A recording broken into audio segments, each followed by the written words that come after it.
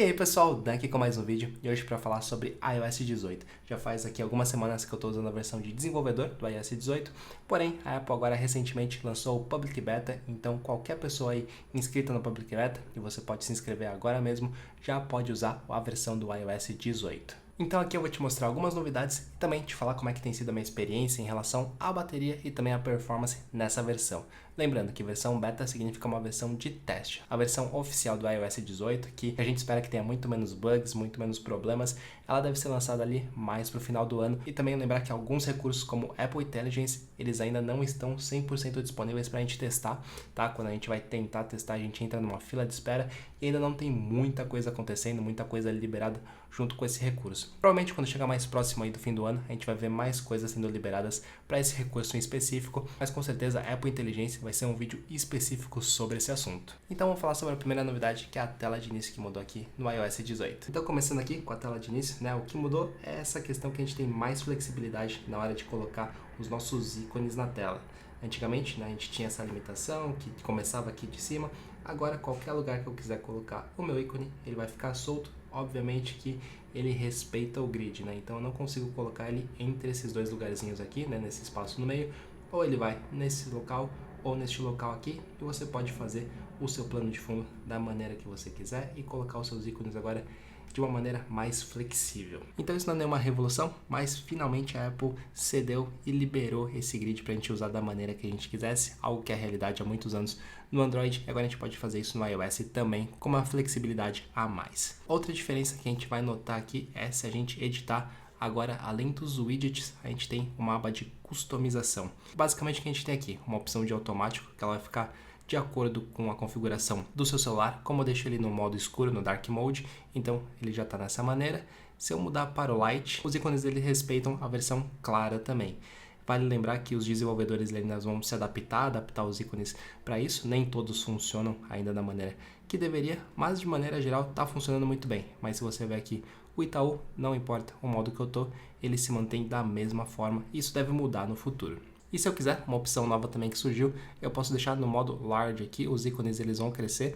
Eu sinto que às vezes ainda está um pouquinho desproporcional, mas também saem os títulos embaixo do nome de cada aplicativo, então é uma maneira interessante de você visualizar os seus ícones também, mas eu pessoalmente ainda prefiro essa daqui. E mais um recurso que a gente tem aqui dentro dessa opção é algo que ainda não funciona tão bem assim, que é esse modo Tinted, né? Que é como você colocar uma cor que você definir. Então se você tem um plano de fundo de uma cor específica, você pode fazer com que os seus ícones eles respeitem também essa cor do plano de fundo.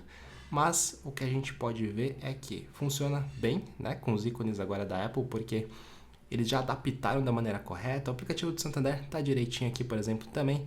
Mas se você pegar o Mail, se você pegar outros aplicativos, eles não estão respeitando muito bem essa cor. Provavelmente aqui o ideal seria ficar preto em volta do envelope e o envelope ficar na cor, né, que a gente configurou aqui. Deixa eu até colocar uma cor um pouco mais forte, porque não ficou um bom exemplo aqui. Mas se a gente colocar uma cor bem forte, pode ver que não deveria estar dessa maneira, né? Deveria estar como os ícones que estão aqui em volta. Mas isso vai depender dos desenvolvedores para configurar também os seus ícones. A segunda novidade vai estar então na central de controle, que é o que a gente vai ver um pouquinho agora. Então vamos dar uma olhadinha agora na central de controles. Então se a gente descer aqui, a primeira novidade a gente vai ver aqui no canto direito, né? A gente tem algumas abas agora que a gente pode selecionar, como a mídia que está sendo tocada no momento, aqui um centralizador dos seus dispositivos de casa para acender, apagar a luz e outros dispositivos que você possa ter. E aqui toda uma área centralizada em conectividade com o seu Bluetooth, Wi-Fi e o seu celular também.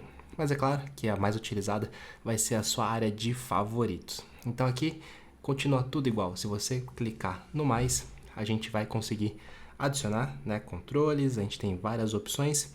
E uma coisa, né, que é interessante é que a Apple vai liberar essa área aqui no futuro para que desenvolvedores terceiros eles possam criar os seus comandos na central de controle. Então o que a gente pode esperar é que muito em breve, por exemplo, se você quiser ligar o seu carro, se você estiver utilizando algum aplicativo, né, que tem algum já um widget que deixe você controlar algo, é capaz que ele venha aqui também para a central de controle como um botão bem simples de ação que você vai poder utilizar no futuro. E outra coisa que a Apple adicionou foi um botão bem simples aqui de desligar o aparelho, que a gente não tinha uma maneira tão fácil assim.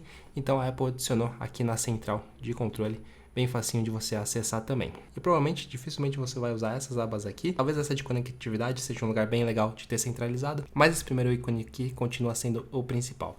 Então me diz o que você achou também da central de controle, isso aqui, se essas partes aqui vão ter alguma utilidade para você no dia a dia. E outra novidade para quem usa iPhone, Mac, iPad, né, o ecossistema da Apple já sabe que a Apple salva suas senhas, isso já faz um bom tempo. Porém, se você quisesse ver as suas senhas salvas no Safari, por exemplo, você tinha que entrar nas configurações e ali você ia ver a senha que você tinha configurado e caso você quisesse lembrar, você buscava por ali. E a Apple finalmente fez um aplicativo que ele basicamente é como se fosse um LastPass, um Dashlane, que são aplicativos gerenciadores de senha, e a Apple criou o Passwords. Então, quando você instalar o iOS 18, já vai ter um ícone aqui do Passwords. E é um aplicativo bem simples. Então, assim que você instalar o iOS 18, você vai ver esse aplicativo aqui, que é o Passwords, que é um aplicativo agora nativo da Apple.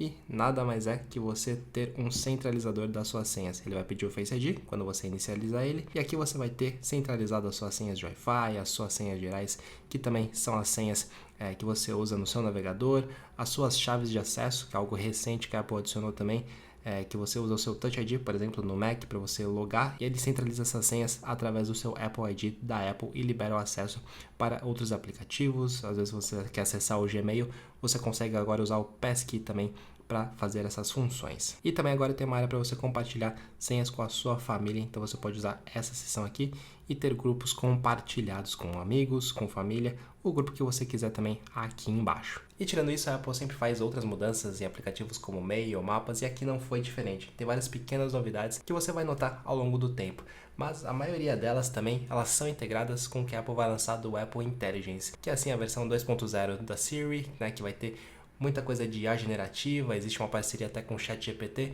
mas isso é algo que a gente ainda não consegue testar completamente no iOS, a gente vai ter que esperar versões futuras aí do beta, ou somente depois que a Apple lançar, vai chegar na nossa região aqui do Brasil. A gente consegue até hoje colocar nossos dispositivos na região dos Estados Unidos, porém mesmo assim a gente entra numa fila de espera que demora alguns minutos ali, e depois quando a gente tem acesso, ainda não tem muita coisa que a gente consegue de fato executar com a Apple Intelligence, a gente vai ter que esperar mais um pouquinho para testar esse recurso. E nessas semanas, como é que tá minha bateria e a performance?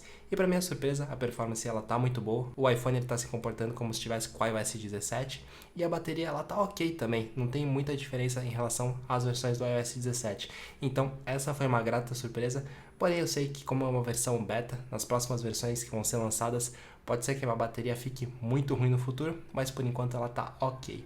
O que eu senti? Claramente tem alguns erros, algumas falhas que acontecem, então quando você está no aplicativo de mensagens e você tem ali os seus emojis que você mais usa, toda hora está resetando e não está mais salvando os mais recentes, então são essas pequenas coisas que incomodam no dia a dia. Mas no passado eu já testei várias versões betas que crashava toda hora, reiniciava o celular, que era um grande problema, e essa é uma versão que está muito mais estável. Então se você quiser testar, ela tá ok, é uma versão que ela é testável, mas se você depende do seu celular no dia a dia, depende dele para trabalho, você depende dele para se locomover, enfim, depende bastante da bateria, então eu recomendo que você espera chegar a versão aí final do iOS 18 quando for lançado mesmo. A versão beta é para quem tá curioso, para quem gosta de tecnologia e quer estar sempre com tudo atualizado. Então para essas pessoas, pode atualizar, não tá tão ruim assim esse beta, mas lembrando que é uma versão de teste que você pode sim ter problemas no futuro.